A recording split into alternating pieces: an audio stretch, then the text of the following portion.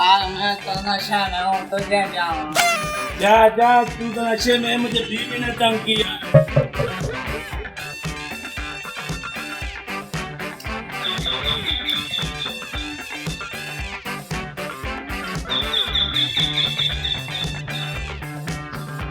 मौलवी साहब,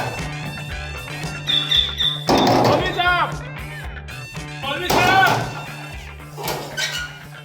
हाँ भाई, मौलवी साहब है घर पे? नमाज पढ़ी। कब से नमाज पढ़ी? खुला है उसको? नमाज पढ़ी। औरतें हैं घर पे? नहीं है। अरे दिया और यार है तो मुझे मौलवी साहब का काम है। इजाज़त के बिना आप नहीं मिल सकते। अब मौलवी साहब का काम है क्या? नहीं भाई, आप बाद में आने नमाज पढ़ रहे हैं आप। नमाज पढ़ रहा है, कोई हज नहीं कर रहा है।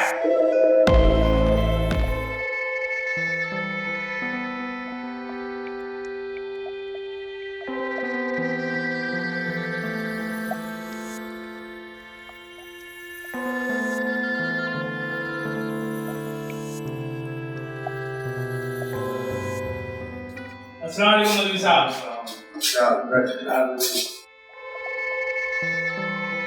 मौलवी साहब ने कहा ना तो गौर से देखें। इसको क्या करना है? मौलवी साहब आपने पूरे गौर से देखा है इसको?